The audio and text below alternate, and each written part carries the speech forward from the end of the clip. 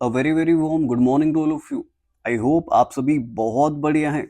So finally the series has launched, जिसका आपको बहुत देर से इंतजार था। अब इस सीरीज में हम करने क्या वाले हैं? इस सीरीज में हम आपकी इंग्लिश सीखेंगे नहीं, इंग्लिश प्रैक्टिस करेंगे।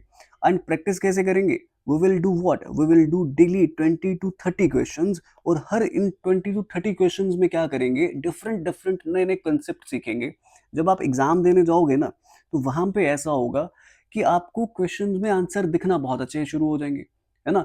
तो इस सीरीज में क्या करने वाले हैं? क्वेश्चंस प्रैक्टिस करेंगे डेली 20 to 30 क्वेश्चन, और बहुत आराम से इंग्लिश को बेसिक से एडवांस लेवल तक ले जाएंगे by just doing practicing questions. क्या इतनी बात समझ आ रही है? तो आज करने वाले क्वेश्चन प्रैक्टिस। अब यहाँ पे कुछ बातें जो मुझे आपको पहले बतानी है, ये अब जिस भी बच्चे को इंग्लिश पढ़नी है, इफ ही वांट कि मेरे को इंग्लिश पढ़नी है, मुझे प्रैक्टिस बाद में करनी है, पहले इंग्लिश पढ़नी है, तो आपके लिए मैंने एक सीरीज और लॉन्च करी है। दैट इज व्हाट, आपके जेके एसएसबी की जूनियर असिस्टेंट की। यहाँ पे मैं कंप्लीट क्लासेस कर रहा हूँ, कंप्लीट क्लासेस कर रहा हूँ, जहाँ पे मैं आपको सारे के सारे आपके आर्टिकल्स जैसे क्लासेस हैं, आपके यहाँ पे टेंसेस की क्लासेस हैं, एक्टिव पैसिव की क्लासेस हैं। Just in one single class मैं आपको पूरी के पूरे टॉपिक जो प्रोवाइड कर रहा हूँ। और बाकी भी सीरीज आपकी मैंने स्टार्ट कर रखी है, आपके जेके पीएसए की भी सीरीज है, जहाँ पे मैं आपको मतलब टॉपिक वाइज आराम से क्लासेस करवाता हूँ। बट यहाँ पे ये जो जेके एस एस बी आपकी जूनियर असिस्टेंट की क्लासेस में कर रहा हूँ ना, I must you suggest you that कि आप ये क्लासेस जरूर अटेंड करें। आपको बहुत हेल्प होने वाली है आपकी इंग्लिश में। अब बिना टाइम वेस्ट करते हुए अपनी सीरीज की तरफ मूव करते हैं, एंड पहले दिन में आज हम 20 क्वेश्चन जो लेके आए हैं उन्हें डिस्कस करते हैं। चलिए, बिना टाइम वेस्ट करते हुए क्लास शुरू करते हैं आपकी। क्या करेंगे? डिफरेंट डिफरेंट टाइप के क्वेश्चन देखेंगे, ठीक है? उनमें जो कंसेप्ट लगा है उन कंसेप्ट को समझेंगे और चीजें फाइंड करने की कोशिश करेंगे। क्लियर है? ओके। क्या बोल रखे है? कहता identify the part of the sentence in which there is an error. ये क्वेश्चन है आपके ग्रामर से। इतनी बात समझ आ रही है? और ग्रामर से क्वेश्चन है, और उन्होंने क्या कहा है हमें? कहता एरर फाइंड करना है। मतलब इस पार्ट में यहाँ पे कहीं ना कहीं किसी एक पार्ट में गलती होगी, हमें उस गलती को फाइंड करना है। गलती भी फाइंड करेंगे और साथ में क्वेश्चन में एरर क्या है उसको बहुत डिटेल में समझेंगे। तो 20-25 क्वेश्चन करने वाले हैं और उनमें एरर समझने वाले हैं। कहता 2/3 of the city have been damaged by the earthquake. कहता सिटी का जो 2/3 हिस्सा है ना, कहता वो डैमेज हो गया है किससे? अर्थक्वेक की वजह से। ओके, 2/3 बिल्कुल सही है। सुनो, जब भी आप लिखते हो ना 1/3 लिखते हो, तो 1/3 के लिए 1/3 ही आता है। बट जब आप 2/3 लिखते हो या 3/4 लिखते हो, तो उसे 2/3 लिखा जाता है और 3/4 से लिखा जाता है। क्लियर है? कहता 2/3 हिस्सा जो है सिटी का, कोई दिक्कत नहीं है। कहता have been damaged by the earthquake. अब बच्चों को गलती पता क्या लगती है? कहता सिटी के ना कितने हिस्से हैं? अच्छा, 3 में से 2 हिस्से हैं। अब 2 हिस्से हैं तो कहता हैव लगा दो। ऐसा ही होता है ना, आप सब्जेक्ट को देख के वर्ब लगाते हो हमेशा। सब्जेक्ट को देख के वर्ब लगाते हो। अगर आपकी सब्जेक्ट जो है अगर वो सिंगुलर है, तो वर्ब कैसी आती है? वर्ब आपकी सिंगुलर आती है। और अगर आपका सब्जेक्ट प्लूरल हो, तो वर्ब कैसी आती है? प्लूरल आती है। ये मैंने पढ़ाया बेसिक्स में, आपको कंसेप्ट में पढ़ाया हुआ, एक बार वो क्लासेस देखना जरूर। अब यहाँ पे क्या दिख रहा है? क्या ऐसा लग रहा है कि सिटी के 2/3 हिस्से हैं? अच्छा, 2 हिस्से हैं तो हैव बीन डैमेज्ड, कोई गलती नहीं है, सही है। बट यहाँ पे गलती किस पार्ट में है? गलती आपकी इसी पार्ट में है। अब गलती इस पार्ट में क्यों है? अब यहाँ पे कंसेप्ट समझते हैं। कंसेप्ट आपका पता क्या कहते हैं? सुनना ध्यान से। एक एग्जांपल देता हूँ, समझ आएगा। अगर मैं यहाँ पे ऐसा लिख दूं, 1/3 of the pillar dash destroyed. एक एग्जांपल ये लिख रहा हूँ और एक एग्जांपल यहाँ पे ये लिख रहा हूँ, 2/3 of the pillar dash destroyed. अब मेरे को बस आपने इतना बताना है, कहाँ पे इज लिखे, कहाँ पे आर लिखे। बच्चे एग्जाम में पता क्या करते हैं? अच्छा, 1/3 है, एक हिस्सा है, इज लिख देते हैं। अच्छा, 2/3 है, ज्यादा हिस्से हैं, आर लिख देते हैं। बट ऐसा एग्जाम में नहीं किया जाता। कंसेप्ट इसके पीछे का ये है कि जब भी आप कहीं भी अपनी फ्रैक्शन देखें, किसी भी सेंटेंस में अगर आप क्या देखें? अपनी फ्रैक्शन देखें, या किसी भी सेंटेंस में आपको कहीं पे परसेंटेज दिखे, उसको देख के वर्ब थोड़ी आती है यार। मैंने तो आपको ये पढ़ाया है ना कि आपको वर्ब जो आती है, वर्ब आपकी हमेशा सब्जेक्ट को देख के आती है। अब मेरे को एक चीज बताओ, सब्जेक्ट क्या होता है? जो वर्ब से पहले आता है, जिसकी बात की कर रहे हैं। बात हम सिटी की कर रहे हैं, बात हम सिटी की कर रहे हैं, 2/3 की बात कर रहे हैं, बात सिटी की कर रहे हैं। सिटी कितनी है? एक। It is what, it is a singular. अगर सिटी सिंगुलर है तो वर्ब भी कैसी आएगी, वर्ब भी आपकी सिंगुलर आएगी। तो क्या आएगा, कहता 2/3 of the city has been destroyed. क्या इतनी बात क्लियर है, has been damaged by the earthquake, इतनी बात क्लियर है।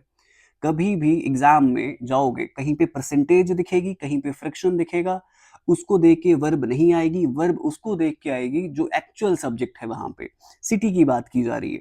अगर यहाँ पे ऐसा होता 2/3 ऑफ द सिटीज, फिर यहाँ पे आप हैव लिखते, कोई गलती नहीं होती। क्या पहली बात क्लियर है, पहला एग्जाम्पल क्लियर है? तो क्या याद रखेंगे यहाँ से कि कहीं भी फ्रैक्शन दिखे, कहीं परसेंटेज दिखे, उसको देख के वर्ब नहीं आती, वर्ब आती है आपके एक्चुअल सब्जेक्ट को देख के। बात करते हैं आपके सेकंड क्वेश्चन की। कहता which term refers to making continuous twisting, squirming movements और कंट्रोशंस ऑफ द बॉडी। अब यहाँ पे क्या पूछा उसने, कहता एक टर्म बताओ जो इस पूरे के पूरे सेंटेंस को रेफर कर रही है। It is what, it is a one word substitution, एक वर्ड से सब्स्टिट्यूट कर रहे हैं। वन वर्ड सब्स्टिट्यूशन का क्वेश्चन है, ग्रामर से आया, ग्रामर से सॉरी वोकैब से आ रखा है आपकी। कहता एक ऐसी टर्म जहां पे आप बॉडी ट्विस्ट करने लग पड़ते हो, है ना, जहां पे आपकी बॉडी आप नर्वस में मतलब नर्वस होके हिलाना शुरू कर देते हो, है ना, उस टर्म को क्या कहा जाता है? क्या उसे राइथ कहा जाता है, क्या उसे विटल कहा जाता है, क्या उसे विस्पर कहा जाता है, क्या उसे वर्डल कहा जाता है? अब यहाँ पे जितने वर्ड्स का मतलब पता है पहले वो देखते हैं। कहता विस्पर का मतलब पता है ना, जो आप कान में धीमे धीमे बोलते हो, किसी के विस्पर करते हो, फुसफुसाते हो, दैट इज विस्पर। तो ये तो नहीं हो सकता। अच्छा विटल, विटल मैं तुम्हें बताता हूँ, विटल का मतलब होता है किसी चीज को रिड्यूस करना। विटल का मतलब क्या होता है, किसी चीज को रिड्यूस करना। स्पेशली देखा जाए तो आपकी कोई शेप है ना, कोई रेक्टेंगल आपने बना रखा है ना, कोई आपने यहाँ पे स्क्वायर बना रखा है, तो जब उसको आप रिड्यूस करते हो, उसका साइज छोटा करते हो, that is what, that is whittle. और विटल का मतलब क्या होता है, आपने छोटे बच्चों को देखा चलते हुए, है ना, छोटे छोटे स्टेप्स में चलना, मतलब स्मॉल स्टेप्स ले लेके चलना, that is what, that is vital. Small steps ले लेके चलना, दैट इज व्हाट, विटल। बचा एक ही, that is what, writhe. Writhe means what, कि जब आप कॉन्टिन्यूस मूवमेंट्स करते हो बॉडी की, आप हिलते हो, आप क्या करते हो, आप मतलब कि ट्विस्ट करते हो बॉडी को, नर्वसनेस में आप अपनी बॉडी को शेक करते हो, शिवर करते हो, तो वो वाली उस टर्म को बताने के लिए क्या टर्म यूज करते हैं, राइट। क्लियर है। बात करते हैं आपके थर्ड क्वेश्चन की। इंपॉर्टेंट, यहाँ पे बहुत इंपॉर्टेंट क्वेश्चन है, यहाँ पे भी नया कंसेप्ट सीखने वाले हैं। 20 क्वेश्चन है, 20 के 20 क्वेश्चन मुझे तो चाहिए तुम्हारी नोटबुक पे, और हर एक कंसेप्ट के साथ। पहला कंसेप्ट सीखे, फ्रैक्शन परसेंटेज कहीं भी दिखे, हम कभी भी उसको देख के वर्ब नहीं लगाएंगे, एक्चुअल सब्जेक्ट को देख के वर्ब लगाएंगे। इतनी बात क्लियर। क्वेश्चन बढ़ते हैं, कहता है यहाँ पे बता दो एरर कहाँ पे है। तो ये भी आपका किसका है, आपके एरर डिटेक्शन का क्वेश्चन है, एरर डिटेक्शन का क्वेश्चन है। निकालते हैं। कहता had you not reached in time we will have lost our lives. कहता अगर तुम टाइम पे नहीं पहुंचे होते, हम अपनी जिंदगी से हाथ धो बैठते। अगर तुम टाइम पे नहीं पहुंचे होते, हम अपनी जिंदगियों से हाथ धो बैठते। अच्छा, अब इसको सुनना ध्यान से, कंसेप्ट क्या है इसके पीछे का, कंसेप्ट है इसके पीछे का कंडीशनल सेंटेंसेस का। कंडीशनल सेंटेंसेस, कहता कंडीशनल सेंटेंसेस, सुनना, कंडीशनल सेंटेंसेस आपके ऐसे सेंटेंसेस होते हैं जहां पे आपको एक कंडीशन दिखती है और आपको एक वहां पे रिजल्ट दिखता है। एक कंडीशन दिखती है, एक रिजल्ट दिखता है। अगर मैं इसी क्वेश्चन में पढ़ूं तो कुछ कुछ समझ आएगा। कहता है had you not reached in time, अगर तुम टाइम पे नहीं पहुंचे होते तो हम अपनी जिंदगी से हाथ धो बैठते। कंडीशन क्या है, कंडीशन ये है कि अगर आप टाइम पे नहीं पहुंचे होते, it is what, it is a condition कि अगर टाइम पे नहीं पहुंचा होता ना, रिजल्ट क्या होता, अपनी जिंदगी से हाथ धो बैठते, है ना। कंडीशन दिखी, एक रिजल्ट दिख गया। अब इसी कंडीशनल सेंटेंसेस के लिए आपके 3 रूल आते हैं, और तीनों रूलों को मैं बहुत अच्छे से समझाता हूँ, तीनों रूल्स को बहुत अच्छे से समझाता हूँ। सुनना, आपका सबसे पहला रूल आता है कि अगर आपको पहले आपने पहचान लिया कि कंडीशन और रिजल्ट कहाँ पे है, बस इतने करना है। तो कंडीशन जो है ना, एक तो पहले याद रखना, कंडीशन हमेशा आपको इफ वाले सेंटेंस वाली जो दिखेगी वो कंडीशन होगी, बट यहाँ पे तो इफ है ही नहीं। तो कई बार आपका हैड के साथ भी कंडीशन जो है पूछी जा सकती है, कोई दिक्कत नहीं है, ये कंडीशन ही है। क्लियर है। इफ होगा तो ज्यादा सूटेबली पता चल जाएगा कि कंडीशन ही है। अच्छा, कंडीशन पहली आपकी ये कहती है कि अगर आपको आपकी कंडीशन सिंपल प्रेजेंट वाले टेंस में दिखे, सिंपल प्रेजेंट वाले टेंस में दिखे, वर्ब की फर्स्ट फॉर्म के साथ एस और ई एस सिंपल प्रेजेंट होता है जहां पे सब्जेक्ट प्लस वर्ब की फर्स्ट फॉर्म के साथ एस और एस लगता है, it is what, it is a simple present. Clear है? अगर आपको कंडीशन सिंपल प्रेजेंट में दिखे तो वो पता क्या कहते हैं, वो कहते हैं कि आप रिजल्ट पता क्या करना, आप ऐसे करना, विल लगा लेना, शेल लगा लेना, मे लगा लेना और वर्ब की फर्स्ट फॉर्म लगा लेना। मतलब विल, शेल, मे, कैन और वर्ब की फर्स्ट फॉर्म। कहता ठीक है, ऐसा कर लेंगे। अच्छा, दूसरी कंडीशन क्या आती है? दूसरी कंडीशन ये आती है कि अगर आपको अपनी कंडीशन दिख जाए सिंपल पास्ट में, सिंपल पास्ट में कंडीशन मतलब वर्ब की सेकंड फॉर्म दिख जाएगी अगर आपको, तो फिर पता क्या करेंगे, फिर आप रिजल्ट में लगाओगे वुड, शुड, माइट और कुड और फिर वर्ब की फर्स्ट फॉर्म लगाओगे। ये दूसरी कंडीशन बोलती है। और तीसरी कंडीशन पता क्या बोलती है कि अगर आपको पास्ट परफेक्ट दिख जाए, पास्ट परफेक्ट दिख जाए किसमें? आपकी कंडीशन में, मतलब हैड और वर्ब की थर्ड फॉर्म जैसा कुछ दिख जाए, तो फिर आप रिजल्ट पता किस में लिखते हो? वुड लगाते हो, शुड लगाते हो, माइट लगाते हो, फिर हैव और फिर वर्ब की थर्ड फॉर्म। फिर आप ये करते हो वुड, शुड, माइट, गुड में से कोई एक और हैव और V3 करते हो। ये बात समझ आ रही है? अब आपने इस क्वेश्चन में कंडीशन देखी, had you not reached in time, had you not reached in time, had दिखा और रीच्ड दिखा, हैड प्लस V3। कंडीशन कौन सी वाली? थर्ड वाली। जब हैड प्लस V3 दिखे मतलब पास्ट परफेक्ट में कंडीशन है, तो रिजल्ट में क्या आएगा? वुड, शुड, माइट, कुड, उसने क्या लगा रखा है? विल, तो क्या आएगा? We would, we would have lost our lives. तो गलती कहां पे थी? गलती थी आपके ऑप्शन नंबर डी में। विल हैव नहीं आएगा, वुड हैव आएगा। क्लियर है? इतनी बात क्लियर है? इफ से कंडीशन पहचानेंगे, बट हैड भी लगा हुआ स्टार्टिंग में, वो भी कंडीशन ही है। क्लियर है? चलो बात करते हैं आपके नेक्स्ट क्वेश्चन की। क्या बोल रहे हैं? कहता है select the alternative which best expresses the meaning of the idiom phrase. अच्छा, एक फ्रेज दे रखा है आपको, कम ऑफ। अब कम ऑफ का मतलब क्या होता है? सुनो, अब अगर कहीं पे दिख जाए कम इन, तो ये तो पता चल गया कि अंदर आ जाओ, है ना।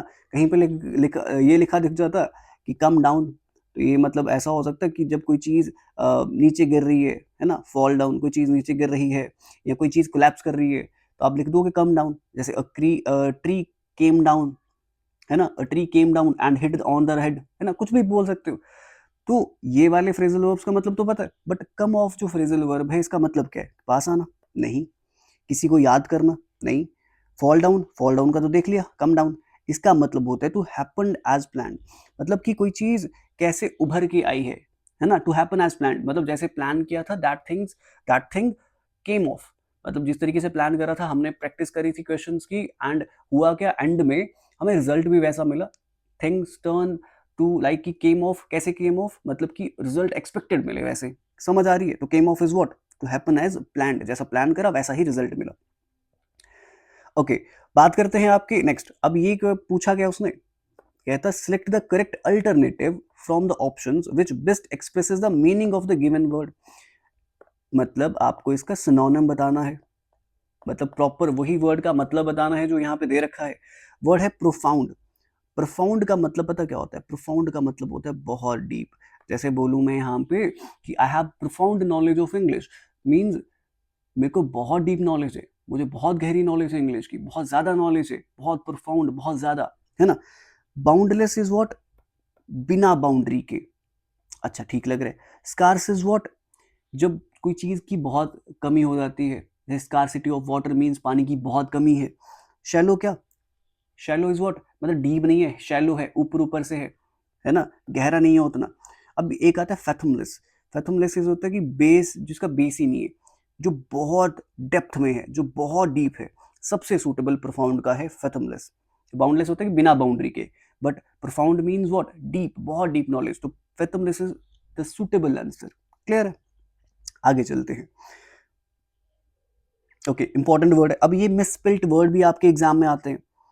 ठीक है, मिसस्पेल्ड वर्ड भी आपके एग्जाम में आते हैं कि आपको एक वर्ड दे दिया जाता है और ये कहा जाता है कि बताओ यहाँ पे कौन सा इसमें से वर्ड जो है वो सही से आपका लिखा गया है, स्पेलिंग में किस में मिस्टेक नहीं है। तो choose the option with the correct spelling. Word है आपका प्रीडिलेक्शन। अब प्रीडिलेक्शन का मतलब होता क्या है? प्रीडिलेक्शन का मतलब होता है लाइकिंग फॉर समथिंग, या फिर आप ऐसा बोलो कि बायस होना, मतलब आप किसी को इतना पसंद कर रहे हो कि आप उसके लिए बायस ही हो चुके हो। ये बात समझ आ रही है? प्रीडिलेक्शन का मतलब क्या है? प्रीडिलेक्शन मीन्स किसी के लिए लाइकिंग। अब प्रीडिलेक्शन का स्पेलिंग क्या है? This is what the predilection spelling, PREDILECTION।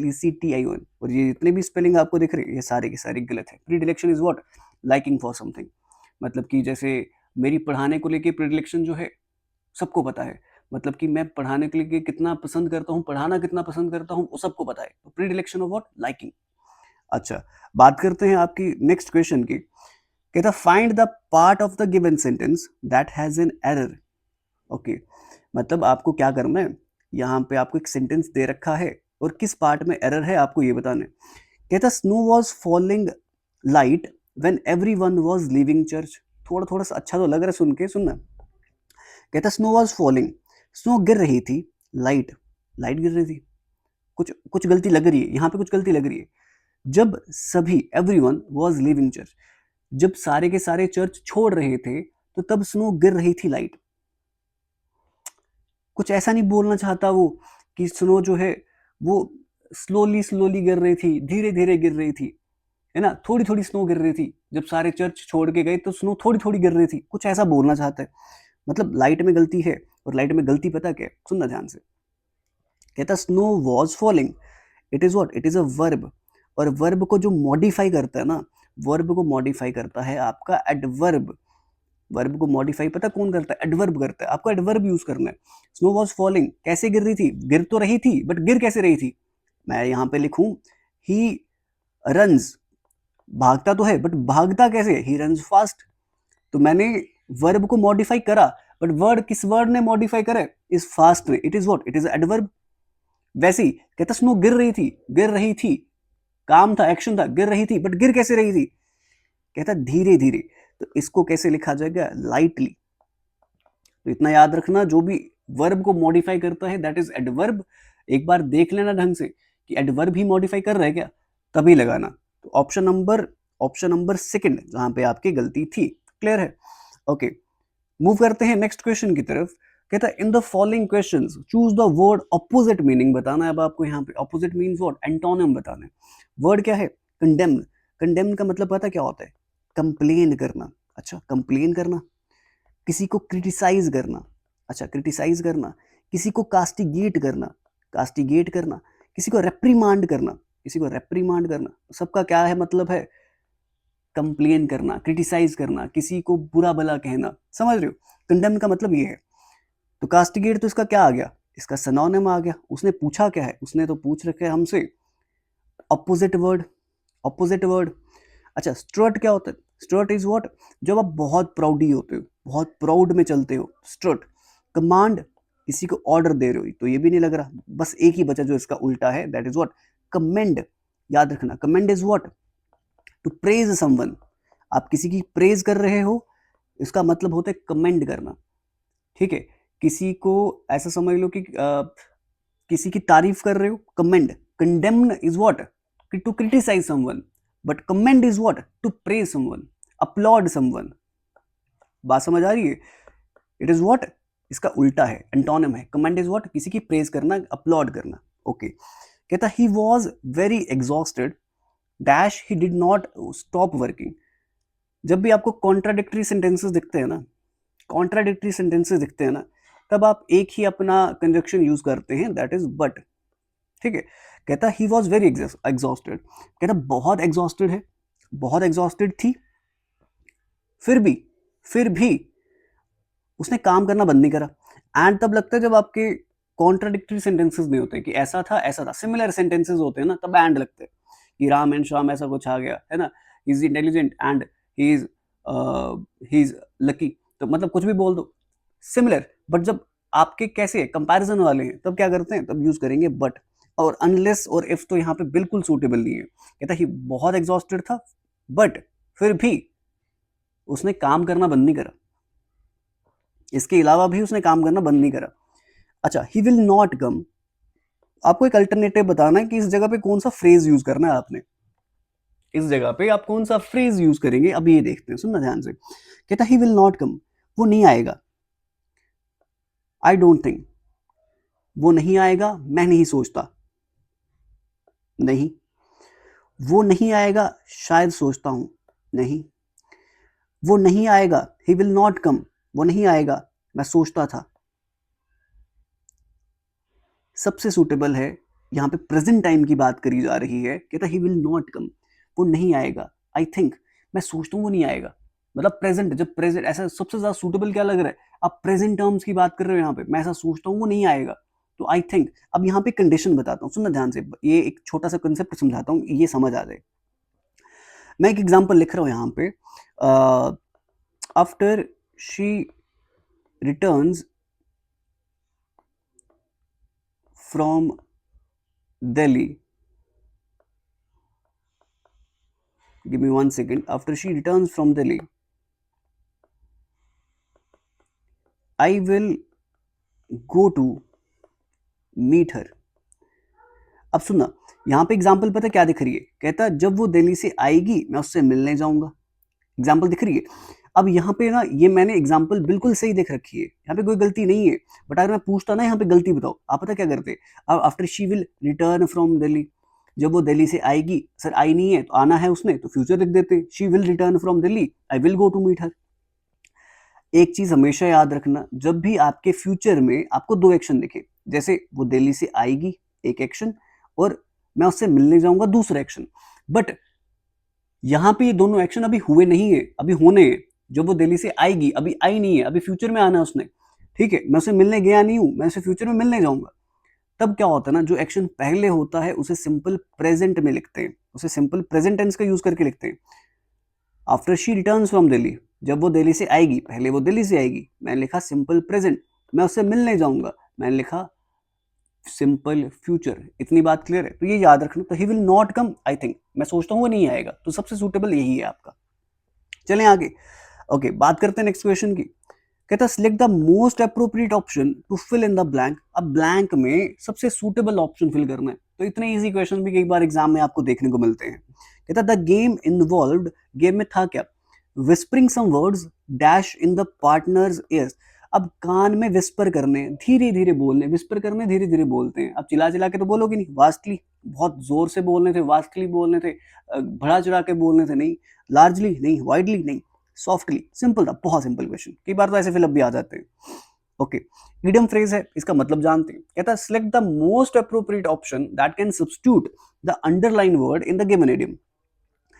She is an awful bore, कहता बहुत बोरिंग है वो। She is always blowing her on saxophone, मतलब हमेशा अपने ही गुन गाती रहती है, अपने ही बातें सुनाती रहती है, बहुत बोरिंग है। इसके लिए सबसे सूटेबल जो हम टर्म यूज करते हैं, that is not flute, that is not lyre, that is not violin, that is trumpet. Trumpet जो बाजा बजाते हो कि अपने ही गुन गाते रहती है ना, ट्रम्पेट सबसे सूटेबल। मैं तुम्हारे पता क्या करूंगा, मैं तुम्हारी एक पोस्ट डालूंगा जिसमें ये सारे के सारे, मैं तुम्हारे इंस्ट्रूमेंट्स डाल दूंगा एंड उनके पिक्स डाल दूंगा साथ में, और नाम डाल दूंगा, ठीक है, एक बार चेक कर लेना। आगे चलते हैं, नेक्स्ट क्वेश्चन देखते हैं। सिंपल, बहुत सिंपल है। कहता है ऑप्शन फिल करना है, फिल इन द ब्लैंक्स। तो ऐसे क्वेश्चन एग्जाम में बहुत पूछे जाते हैं कि आपको शायद प्रीपोजिशन फिल करनी पड़ जाए, आपको टेंस फिल करना पड़ जाए, आपको यहाँ पे कंजक्शन फिल करनी पड़ जाए। तो मैंने क्वेश्चन रखे भी मैक्सिमम आपके वैसे ही हैं। अगली नेक्स्ट क्लास जो करूंगा ना, मैं वहां पे मैक्सिमम आपके होमोफोन्स, आपके हेनोनिम्स, उन सबके क्वेश्चंस भी ऐड ऑन करूंगा, ताकि आप धीरे धीरे हर एक कंसेप्ट की तरफ मूव करते जाओ और बर्डन ज्यादा ना लगे। कहता प्रिंस हैरीज मेमोयर, मेमोयर पता क्या होता है कि नॉन फिक्शनल बुक समझ लो, बुक समझ लो जो नॉन फिक्शनल होती है। कहता Prince Harry's memoir became the UK's dash selling non fictional book. Harry book garnered global attention dash its disclosure about his personal struggles and his accusations about other royals। क्या बोल रहे हैं, बड़ा simple है। ये था प्रिंस हैरी का जो मेमोयर था ना, वो यूके का सबसे ज्यादा सेलिंग नॉन फिक्शनल बुक बन गया, सबसे ज्यादा। तो क्या आएगा, एज फास्ट तो नहीं आएगा, फास्टर तो कंपैरिजन में आता है, फास्ट तो एक सुपरलेटिव डिग्री तो है नहीं, ये तो आपकी कौन सी डिग्री है, ये तो आपकी पॉजिटिव डिग्री है, नहीं। सिंपल, एक सही करा सारे सही होने वाले हैं, सुनना ध्यान से। कहता Prince Harry's memoir became UK's fastest fastest selling non fictional book. और हैरी की बुक जो थी उसने ग्लोबल अटेंशन पाई, उसने पूरे के पूरे ग्लोबल अटेंशन पाई, इकट्ठी करी। डैश अटेंशन किससे इकट्ठी करी, विद इट्स डिस्क्लोजर्स, मतलब जो भी उसके अंदर बातें थी प्रिंस हैरी की, उसके पर्सनल स्ट्रगल्स की, उसके एक्यूजेशंस की, क्या क्या उसने हासिल कर रखा है, उसकी वजह से उसने क्या करा, बहुत ग्लोबल टेंशन क्या करी, गेन करी। With its what, with its disclosure, उसने अपने डिस्क्लोजर के साथ जो उसने पर्सनल स्ट्रगल फेस करी थी, एक्यूजेशंस उसने देखी थी, ठीक है, उसके साथ उस बुक ने बहुत गार्नर करी, बहुत ज्यादा ग्लोबल अटेंशन पाई। डैश, अच्छा, इंक्लूडिंग, इंक्लूडिंग क्या था उसमें, उसके फादर चार्ल्स की बात थी, स्टेप मदर कैमेला की बात थी, और एल्डर ब्रदर प्रिंस विलियम की भी बात थी। सिंपल इतना ही था। आगे मूव करते हैं। कहते हैं select the most appropriate antonym of the given word. Antonym बताना है गिवन वर्ड का। गिवन वर्ड क्या है, टर्मिनेट। टर्मिनेट क्या होता है, टर्मिनेट क्या होता है, टर्मिनेट होता है कि किसी को खत्म कर देना, है ना, या किसी को मार देना, है ना। आप सीज बोल सकते हैं, डिसीज बोल सकते हैं, कंक्लूड बोल सकते हैं, डाई बोल सकते हैं, सब चल जाएगा। बट टर्मिनेट का उल्टा क्या होगा, स्टार्ट करना, बिगिन करना। तो option number first is the right answer. Mark, to underline something, है ना, मार्क समथिंग, उसको इंपॉर्टेंट बना देना, इंपॉर्टेंस दे देना। तो मार्क समथिंग, उसको इंपॉर्टेंट कर दिया, अंडरलाइन कर दिया, सिंपल। टर्मिनेट का उल्टा बिगिन। बहुत सिंपल था, बहुत सिंपल। यहाँ पे मैं तुम्हारे दिमाग देख रहा हूँ, क्या करने वाले हो तुम।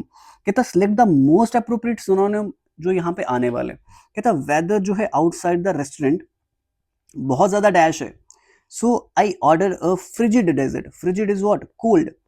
आई ऑर्डर्ड अ कोल्ड डेजर्ट। आपने, उसने बहुत एक मीठा सा जो खाने के बाद आप कंज्यूम करते हैं, डेजर्ट इज व्हाट, तो उसने ठंडा सा डेजर्ट मंगवाया, which will complement the hot weather.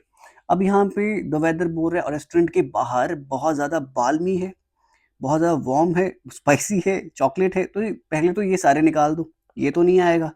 अब वार्म का मतलब होता है गर्म, और बामी का मतलब भी क्या होता है, गर्म, ठीक है।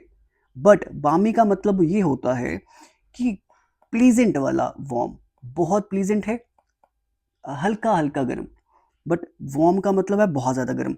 उसने क्या लिखा, हॉट वेदर। तो यहाँ पे सबसे सुटेबल क्या आएगा, warm. The weather outside the restaurant is warm, so I ordered a frigid dessert which will complement the hot weather. समझ आ रही है, ओके। नेक्स्ट बात करते हैं क्वेश्चन की। कहता है select the most appropriate option that can substitute the underline segment in the given sentence. एक सेंटेंस दे रखे है, उसमें उसने एक पार्ट अंडरलाइन कर रखे है, और बताने इसको रिप्लेस करना है। क्या इसको रिप्लेस किया जा सकता है या नहीं, एक बार वो देखते हैं। कहता he stepped on to the encrusted snow. अब इनक्रस्टेड स्नो पता कौन सी होती है, आपने अगर बर्फ गिरती हुई देखी है। अब एक बर्फ तो ऐसी होती है जो ऊपर से हार्ड हो चुकी होती है बहुत ज्यादा, और वो बहुत ज्यादा शाइन कर रही होती है, उस स्नो को कहा जाता है इनक्रस्टेड स्नो, जहां पे उसकी सरफेस हार्ड हो चुकी है। कहता उसने एनक्रस्टेड स्नो पे पाँव रखा, कहता बिगिन टू स्लिदर, और फिर वो फिसलने लगा और आगे की तरफ जाने लगा, और stamping his foot from time to time. Stamping पता क्या होता है, जोर जोर से पाँव पटकना। फिर वो अपने, समझ लो एक इंसान था, उसने जैसे ही फिसलन वाली बर्फ पे पाँव रखा, है ना, वो क्या होने लग पड़ा, फिसलने लगा, और फिर अपने पाँव फटाफट क्या करते हैं ना, फटाफट ऐसे जल्दी जल्दी से टिकाना शुरू करते हैं, है ना, फिर टिकाना शुरू की जल्दी जल्दी से, उसने पटकने शुरू करे फ्रॉम टाइम टू टाइम, ताकि वो ये जांच सके, असर्टेन, ताकि ताकि वो ये जांच सके कि कहीं हाउ इट वाज स्टडी गलत है। आप स्नो की बात कर रहे हैं, आप यहाँ पे एडजेक्टिव पहले यूज करेंगे, तो क्या आएगा, how study it was, how study it was, तो कितनी वो जो है वो स्ट्रांग है, हाउ स्टडी इट वाज। आप एडजेक्टिव पहले यूज करेंगे तब ज्यादा सुटेबल लगेगा। तो ऑप्शन नंबर ए जो है इससे रिप्लेस करेंगे तो ज्यादा सुटेबल है। क्लियर है। बात करते हैं आपके नेक्स्ट क्वेश्चन की। कहता select the most appropriate synonym of underline word. अब अंडरलाइन वर्ड है, इसका सिनोनिम बताना। अच्छा, कहता the foreign company is cherry of investing in Africa. कहता जो फॉरेन कंपनी है ना, वो बहुत ज्यादा चेरी है, मतलब बहुत ज्यादा केयरफुल है, अच्छा बहुत ज्यादा कॉशियस है। तो option is what, option number last जो सबसे सूटेबल है, और बनाना भी क्या ही है, सिनोनिम ही तो बताना है। कहता फॉरेन कंपनी बहुत कॉशियस थी अफ्रीका में इन्वेस्ट करने के लिए। कीन, कीन का मतलब क्या होता है, चाह, इच्छा, चाहना, है ना, मतलब enthusiasm, zeal, enthusiastic. Fervent is what, also what, enthusiasm. Fervent, enthusiasm, zeal, मतलब होता है ना कि कोई काम करने की चाह, कि मैं बहुत ज़्यादा एंथुसियास्टिक हूँ, मैं बहुत ज़्यादा फर्वेंट हूँ कि ये मैं इंग्लिश पढ़ाता रहूँ, मैं बहुत ज़्यादा कीन हूँ कि मैं इंग्लिश पढ़ाता रहूँ, मैं चाहता हूँ, है ना, कीन, फर्वेंट, एंथुसियाज्म, जील, चाहना, इट इज व्हाट, सिनोनिम्स। और कॉन्फिडेंट सब जानते ही हैं। चलिए, कहता select the word segment that substitute replaces the bracketed part. यहाँ पे एक ब्रैकेटेड पार्ट हमें दिख रहा है, कहता है इसको रिप्लेस करना है। अब यहाँ पे पढ़ते हैं पहले से। कहता presently Rosemary seems to have no those people herself in the some deplorable past and then got onto them and rejected them। इसका मतलब पता क्या, प्रेजेंटली रोजमेरी जो है, those people seems to have no those people, मतलब वो उन लोगों को जानती, यहाँ पे समझ आ रहा है कि उन लोगों को जानती है, ठीक है, उन लोगों को जानती है पास्ट से, herself in some deplorable past, मतलब वो पास्ट से उसे जानती है। सुनना ध्यान से, थोड़ा सा गलत है। अब हैव के बाद नो तो नहीं आ सकता, गलती तो है। हैव के बाद नो तो नहीं आ सकता, गलती तो है। सीम टू नो, रोजमेरी तो सिंगुलर है ना, तो सीम तो प्लूरल वर्ब है, ये भी नहीं आ सकता, निकाल दो। सीम्ड टू न्यू, दोनों वर्ब की सेकंड फॉर्म इकट्ठे लगा दिए, ये भी नहीं आ सकता, निकाल दो। करेक्शन तो जरूरत है, कई बार तो एलिमिनेशन के साथ ही सही कर देंगे। तो क्या आएगा, कहता प्रेजेंटली, अभी ऐसा दिख रहा है कि रोजमेरी जो है उन लोगों को पास्ट में कहीं ना कहीं जानती थी। Those people herself in the some deplorable past, वो कहीं ना कहीं उनको पास्ट में जानती थी। और जब अब अगर देखा जाए, and then got on to them and rejected them, मतलब अब उसने उन्हें छोड़ दिया है और रिजेक्ट कर दिया है, बट पास्ट में कहीं ना कहीं जानती थी, प्रेजेंटली अब छोड़ दिए। सीम्ड टू हैव नोन, मतलब प्रेजेंटली रोजमेरी को ऐसा देख के लग रहा है कि वो उन लोगों को जानती थी। सीम टू हैव नोन, लोगों को जानती थी पास्ट में, बट अब ऐसा लग रहा है कि अब उसने छोड़ दिया उन सबको, रिजेक्ट कर दिया उन सबको। ये था आपका एरर। अच्छा, find the part of the given sentence that has an error in it if there is an no error, तो बता दो फिर। कहता in many ways this is the best time in the history to be alive. क्या history to be alive में गलती है? नहीं गलती, कोई गलती नहीं है, बिल्कुल सही है ये। ओके, इन मेनी वेज कोई गलती नहीं है। कहता this is the best time, this is the best time, कहता बड़े सारे तरीकों से देखा जाए ना, ये सबसे सही टाइम है हिस्ट्री में जिंदा रहने के लिए। सबसे सही टाइम है यार, सब इनोवेशंस है, सब कुछ है, यहाँ पे कोई गलती नहीं है। और अगर देखा जाए, ग्रामेटिकली देखा जाए, सेंटेंस में कोई गलती नहीं है। अगर ऐसा होता है इन many ways that was the best time, तब भी कोई गलती नहीं होती। तो जरूरी नहीं है हर बार क्या हो, हर बार आपकी एग्जाम में गलती हो ही हो।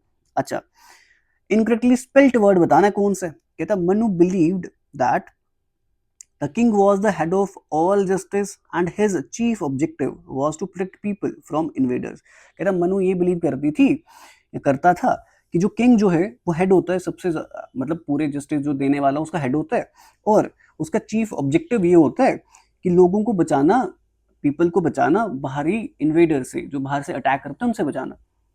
बिलीव्ड का स्पेलिंग तो सही है, इन्वेडर्स का भी सही है, जस्टिस का भी सही है, ऑब्जेक्टिव का गलत है।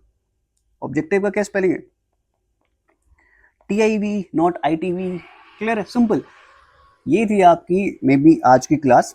हेयर आर 20 क्वेश्चंस जो आपने आज की क्लास में करे हैं। और आपका कितना स्कोर आया 20 में से, कितने क्वेश्चन आपको नए देखने को मिले हैं, या कितने कंसेप्ट आपने जो है आपने नए सीखे हैं, वो मेरे को आपने बताना है इन द कमेंट। और इफ यू वांट मैं इस सीरीज को कंटिन्यू रखूं और डेली हम 20 प्रैक्टिस क्वेश्चन करते रहें और 20-30 मिनट में आराम से नए नए कंसेप्ट सीखते रहें, तो मेरे को कमेंट्स में ना एक बार यस लिख के जरूर बताना।